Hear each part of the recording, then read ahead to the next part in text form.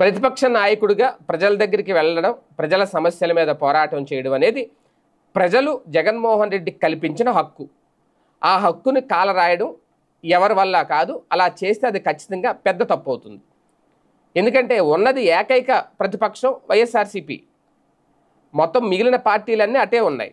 Congress party ఉన్నా అది జగన్మోహన్ రెడ్డి గారికి తిట్టడానికి ఉన్న పార్టీ, కానీ ఆ పార్టీ ప్రజల తరపున, ప్రజల సమస్యల తరపున పోరాడే పార్టీ కాదు అది. ఎందుకంటే అక్కడ ఉన్న పిసిసి అధ్యక్షురాలు షర్మిల గారు ఉన్నారు కాబట్టి ఆమె టార్గెట్ జగన్మోహన్ రెడ్డి. తెల్లాలేస్తే జగన్ ఏం చేసినా ఇప్పుడు ప్రభుత్వాన్ని విమర్శించడం పోయి గతంలో ఉన్న జగన్మోహన్ రెడ్డి ప్రభుత్వాన్ని విమర్శిస్తారు ఇప్పుడు కూడా.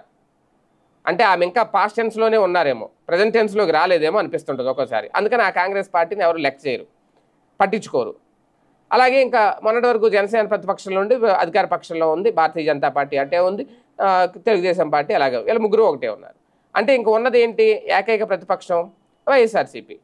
వైఎస్ఆర్సీపీకి సంబంధించిన నాయకులు మొన్న యువత పోరు చేశారు, భారీగా జనం వచ్చారు, అందులో కూడా లోపాలించారు, తప్పులించారు, అది మామూలే. జగన్మోహన్ రెడ్డి పరామర్శలకు వెళ్తుంటే భారీగా జనం వస్తున్నారు. సో ఇటువంటి నేపథ్యంలో జగన్ ఇంకా బయటికి రాకుండా చేసేస్తే ఇలాంటి హడావుడు ఉండదు, ఇలాంటి యాజిటేషన్స్ ఉండదు, ఇలాగ భారీ జనసందోహం వచ్చింది జగన్ వెంట అనే వార్తలు కూడా ఉండవు. ఎందుకంటే ఇప్పుడు అంతా సోషల్ మీడియా. ఒక ఆంధ్రజ్యోతి, ఈనాడు పత్రికలో రాలేనని మాత్రం ప్రజలకు తెలియకుండా ఉండదు. వాటికంటే ముందే మొత్తం సోషల్ మీడియా అంతా వైరల్ అయిపోతుంది. దాన్ని ఎవరు ఆపలేరు. దాన్ని ఆపాలి అంటే జగన్ ఆపాలి. జగన్ అడ్డుకుంటే అవన్నీ అడ్డుకుంటాయి. జగన్ అడ్డుకునేలా జగన్ అడ్డుకున్నారని వార్తలు రాస్తారు, జగన్ అడ్డుకున్నారని నాయకులు మాట్లాడుతూ ఉంటారు. ఈ సోషల్ మీడియా యుగంలో దేన్ని ఆపలేరు. ఎంత కంట్రోల్ చేసినా ఏదో ఒక పక్క నుంచి ఏదో వార్త వస్తూనే ఉంటుంది.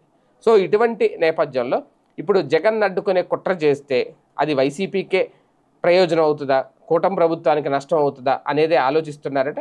ఆలోచించి ఒక నిర్ణయం తీసుకోబోతున్నారు.